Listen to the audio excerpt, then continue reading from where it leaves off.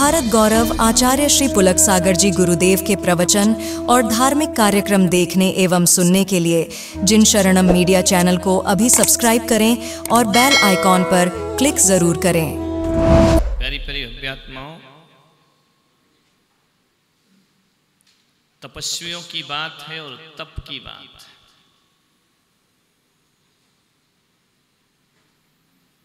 तप की बारे में समझना अलग चीज है और तपस्वी के बारे में समझना अलग चीज है। आप तप के बारे में समझ तो सकते हैं परंतु तपस्वी नहीं बन सकते। अति महा दुर्लभ त्याग विषय कषाय यो तप आदि। अति महा दुर्लभ बोला है, इतना सहज नहीं, इतना आसान नहीं। विषय कषायों का त्याग करना ये अति महा दुर्लभ त्याग विषय कषाय। सबसे कठिन चीज है इंद्रियों के विषयों को छोड़ना, कषायों को छोड़ना। जो कषाय और इंद्रियों के विषय में लगे रहते हैं वो संसारी होते हैं, और जो कषाय और इंद्रियों के विषय को छोड़ देते हैं वो सन्यासी हो जाया करते हैं। एक सन्यासी और गृहस्थ में इतना ही अंतर है। एक गृहस्थ वह है जो गृहस्थी में लगा है और सन्यासी वह है जिसने गृहस्थी छोड़ दी। साधु भी दो प्रकार के होते हैं, शुभोपयोगी साधु और शुद्धोपयोगी साधु।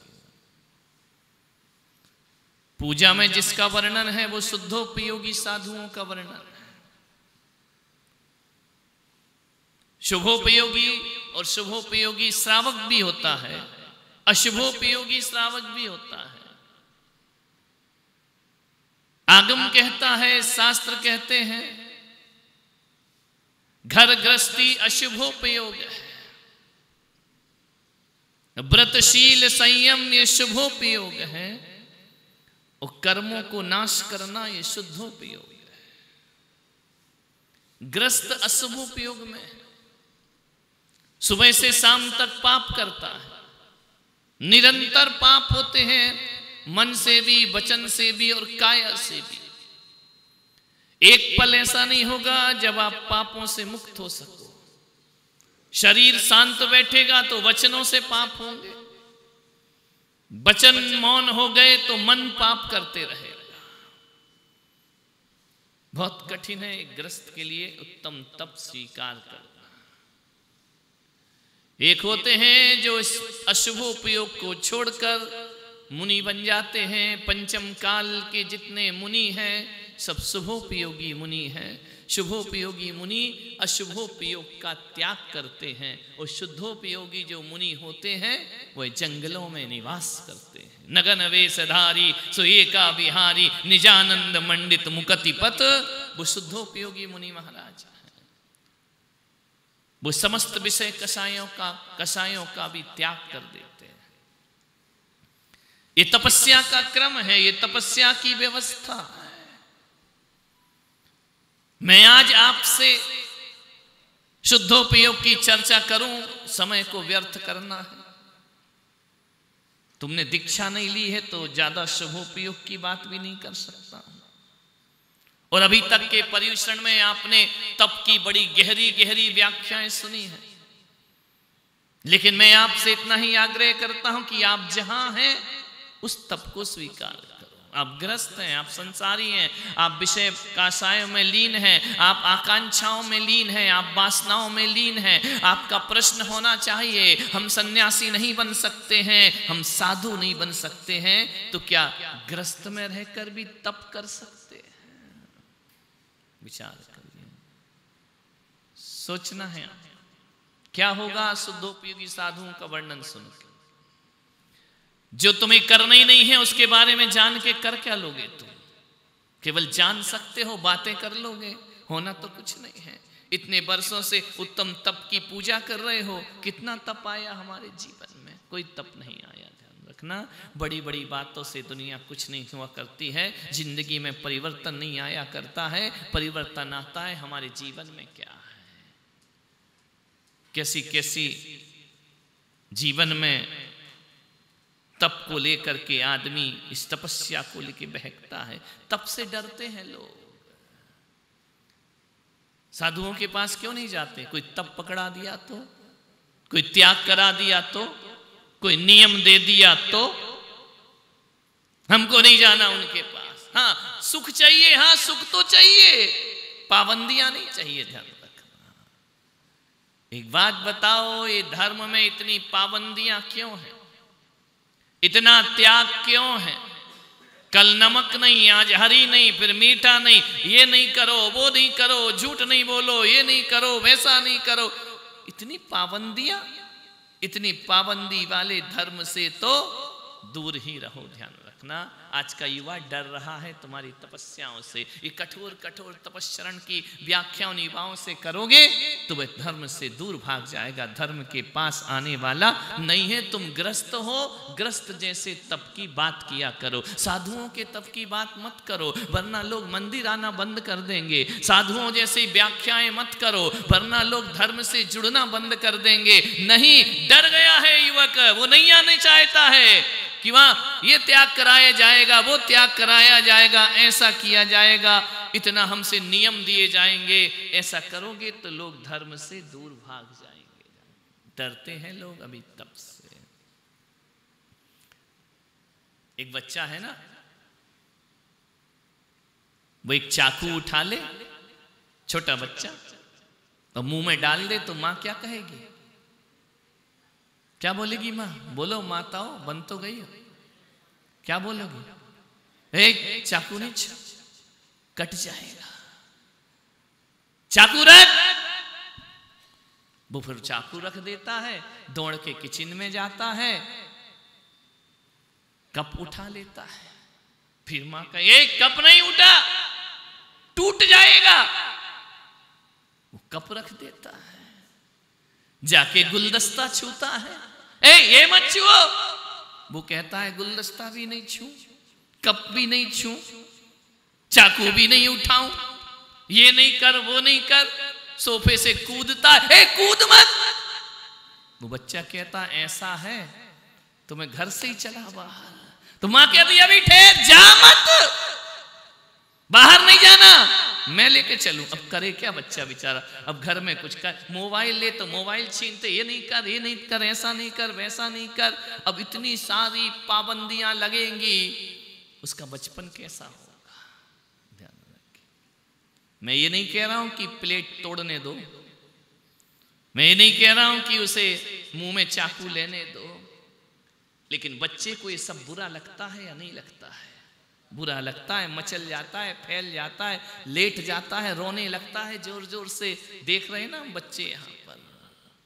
लेकिन एक बात बताओ, ये सब जो वर्जनाएं मां लगा रही है, ये बच्चे के हित में है कि अहित में है? बोलिए।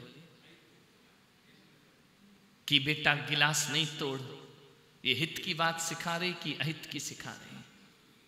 बोलिए। बच्चे के हित में है ना, उसकी भलाई में है ना।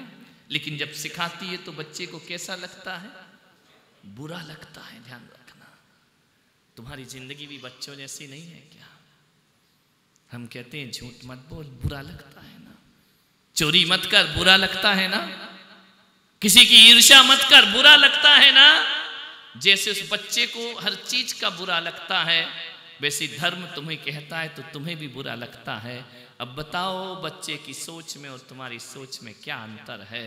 तुम केवल खेल खिलौनों से ऊपर उठे हो, लेकिन तुम्हारी आकांक्षाएं, तुम्हारी वासनाएं, तुम्हारी इच्छाएं उस बच्चे की तरह होती हैं। जिनवाणी माँ भी तो कहती वहां मत जा, ऐसा मत कर, वैसा मत कर, लेकिन आदमी को ये सब चीजें बर्दाश्त होती नहीं है। उसे लगता है क्या पाबंदियां हैं। एक बात बताओ, यदि आप बीमार हैं तो डॉक्टर कहेगा डाइजेशन खराब है, क्या कहेगा डॉक्टर? अकेला सूप पीना। क्या बोलेगा? क्या नहीं खाना? बोलो। हैवी भोजन नहीं करना। अकेला सूप पियो, हैवी भोजन मत करो।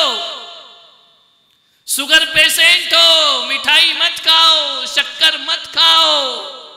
बताओ, ये डॉक्टर, हाँ ये नहीं कह रहा कि जीवन भर मत खाना, ठीक हो जाओ तो खा लेना और नहीं ठीक हो तो मत खाना, ध्यान रखना। बच्चा कक्षा में शैतानी कर रहा है, टीचर ने बाहर खड़ा कर दिया, चल घुटने के बल खड़ा हो जा, बहुत डिस्टरबेंस कर रहा है, पढ़ नहीं रहा है। थोड़ी देर बाद टीचर क्या बोलता, अब वहां से उठ के वापिस आ जा, जब तुम्हारा डाइजेशन ठीक हो जाएगा फिर खाओ, गुलाब जामुन खाओ, कचौरी खाओ, चमचम खाओ, रसमलाई खाओ, डोसा खाओ, इडली खाओ, ये खाओ वो खाओ, जो खाना है, पहले रोग ठीक कर लो। कहा जाता है बीमारी ठीक हो गई खा सकते हैं, ऐसा होता है या नहीं होता है? तो ये डॉक्टर किसके लिए पाबंदी लगाता है? एक स्वस्थ व्यक्ति के लिए लगाता है या मरीज के लिए लगाता है? बोलिए। मरीजों के, पेशेंट के लिए लगाता है ना पाबंदी। और जब पेशेंट सुखी हो जाता है, जब पेशेंट बीमारी से मुक्त हो जाता है, उसको फिर कोई पाबंदी नहीं लगा करती है। और हम भी तो इस संसार में यदि आए हैं, 84 लाख योनि में भटक रहे हैं, सिवा मरीज के हम हैं क्या? ध्यान रखिए, हम एक पेशेंट हैं, हम एक मरीज हैं। और जब हम मरीज होते हैं ना, तो जिनवाणी माँ हम पर पाबंदी लगाया करती है, जिनेंद्र भगवान पाबंदी लगाते हैं। एक बात बताओ, डाइजेशन खराब होगा, हैवी भोजन करेगा तो उसकी बीमारी बढ़ेगी या मिटेगी? आपसे पूछना चाहता हूं, बढ़ेगी ना वह बीमारी, विपरीत खाएगा तो बीमारी बढ़ेगी। ये जो इंद्रियां हैं, जो शरीर है, ये एक भोगों का शरीर है। और ध्यान रखना, ये भोग मांगता है और ये आत्मा के लिए ये भोग है। भगवान कहते हैं जब तुझे जन्म मरण का रोग लगा है, ये भोग करना छोड़ दे, एक दिन तू अपने आप स्वस्थ हो जाए। और एक बात याद रखना, जिस दिन स्वस्थ हो गया, ध्यान रखना, फिर कोई नियम नहीं। एक बात बताओ, ये सारे नियम संसारी के लिए हैं या सिद्ध भगवान के लिए नियम है? सिद्ध भगवान स्वस्थ हैं और हम सब बीमार हैं। जो बीमार हैं उन्हें इन सब का त्याग करना ही पड़ता है और इसी का नाम तपश्चर्या हुआ करता है। आप बीमार हो कि नहीं? मैं तो अनादि से रोगी हूं। कब से रोगी हो? मैं सर्दी जुकाम की बात नहीं कर रहा हूं, मैं तो अनादि से रोगी हूं, उपचार कराने आया हूं। पढ़ते ना, तुम समय उज्ज्वलता पाने को उज्ज्वल जल भर कर लाया हूं। मेरा जन्म जरा मृत्यु नाश करो, ऐसी दो शक्ति हृदय स्वामी। हे पंच परम परमेष्टि प्रभु, भव दुख में तो अंतर्यामी। मैं तो अनादि से रोगी हूं, भोगों का रोगी हूं, विषयों का रोगी हूं, संसार का रोगी हूं, उपचार कराने आया, मेरा उपचार कर दो। तो भगवान कहेंगे कि फिर इनकी वर्जनाएं स्वीकार करो। वो बस उसी इच्छाओं को रोकने का नाम आज इच्छा निरोधा तप हुआ करता है। आज तपश्चर्या है। डॉक्टर मना करता है तो बुरा तो लगता है, लेकिन वह हमारे लिए हितकारी होता है। आज तपश्चर्या, लेकिन आज स्थिति बदल गई। कोई 10 उपवास करता है। एक हमारी परंपरा थी त्याग की, एक परंपरा हो गई भोग की। खाओ खाओ खाओ खाओ। एक परंपरा कहती छोड़ो छोड़ो छोड़ो। अब ये 10 उपवास कर रहे हैं, कैसी विकृति समाज में आ रही है। ये 10 उपवास करने वाले आज 7वां उपवास, इनको उपवास की साधना का आनंद आ रहा है, रिश्तेदारों को पारना का आनंद आ रहा है। ध्यान रखना, अब पारना होगा, अब हमें बुलाया जाएगा, अब जीवनवारी होगी, अब खाना होगा। एक आदमी उपवास करता है, 100 लोगों को खिलाना पड़ता है। ये तुम्हारा नागदा समाज एक उपवास कर ले तो पूरे गांव को भोजन कराओ। वो रह रहा है भूखा, तुम मरे जा रहे खाने के लिए। ध्यान रखना। बोले क्या है? बोले प्रभावना है, अनुमोदना है। ये कोई अनुमोदना है कि एक भूखा रह रहा है, दूसरा खाने के लिए मर रहा है? ये अनुमोदना है। हकीकत में जीवन बारी अनुमोदना नहीं हुआ करती है। अनुमोदना तो वो होती है कि इसने 10 उपास किए हैं, मैं अनुमोदना करता हूं, अगली बार मैं भी उपास करने की साधना करूंगा। उसका नाम प्रभावना होता है, उसका नाम। उपास तो तुमको करना नहीं, तुमने तो 10 दिन 4 बार खाया है, वो 10 दिन भूखा रहा है, अब तुमको भोजन कराए। मालूम इस तरह की गलत परंपराओं से ऐसे व्यक्ति हैं जो उपास करना चाहते हैं लेकिन उनके पास खर्च करने की ताकत नहीं है, तो वह अपनी पत्नी को उपास नहीं करने देता है। ध्यान रखिए, मैं लाखों का भोजन कैसे कराऊंगा, मैं समाज को कैसे भोजन कराऊंगा। मैं कहता हूं जैसे इस समाज में मृत्यु भोज बंद हुआ है, वैसे पारणा भोज भी समाज में बंद होना चाहिए। ये विकृति है, ये दुर्दशा है, ध्यान रखना। इससे लोग तप से छूट जाएंगे, तपश्चरण से छूट जाएंगे। कैसी प्रभावना? प्रभावना तो वो होती कि 10 उपास किए तो जाकर उनकी सेवा करते, 10 उपास किए उनकी जाकर वैयावृत्ति करते, उनकी साता तो पूछी नहीं, उनकी कुशलता तो पूछी नहीं, उनकी हालत तो देखी नहीं, जीवन बारियां कब होंगी, उपास कर लिया हमको नहीं बुलाया। ये कहां से आ गई ये विकृतियां हमारी समाज में? भगवान के लिए आजकल एक छोटा सा भी काम करो तो भोजन पहले दो, भोजन कराओ। तपस्या कर रहे, 10 लक्षण पर्व है। हमारे बुंदेलखंड में जब हम लोग छोटे छोटे थे ना, तो सब्जी वाले बोलते थे कि 10 दिन सब्जियां बिकने वाली नहीं है। बोले क्यों? बोले जैनियों के पर्युषण पर्व आ गए हैं, अब ये हरी नहीं खाएंगे, अब ये भुट्टे नहीं खाएंगे, अब ये सब्जियां नहीं लेंगी। सब्जियां 10 दिन तक सब्जी वाली उदास हो जाती थी कि अब जैनी लोग हरी सब्जी नहीं खरीदेंगे। ध्यान रखना, अब जैनी लोग सादा भोजन करेंगे, अब जैनी लोग उबला भोजन करेंगे, ये नीरस भोजन करेंगे। ये हमारी तपस्या थी। आज तो उपास में भी देखा जाता है कितनी का एक आसन, बाहरे एक आसन, ऊनो दर करने आए और दोनों दर करके चले। ध्यान रखना, ऐसा शाही भोजन, ये तपस्या है। विचार करिए, ये तप है।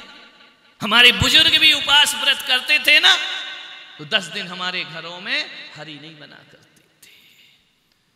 चने की दाल बन गई, मेथी दाना बन गया, रोटी बन गई, कभी घी कभी बिना घी। ध्यान रखना है, कभी चावल ही दाल बन गया, कभी छाछ रोटी खा ली। बोले आज हमारा एकादश। ऊपर तो मैं एक दिन देखने गया था ना, जय हो पंचम काल की। तुमने तो अपने उपासों का एकासन का सत्यानाश कर दिया।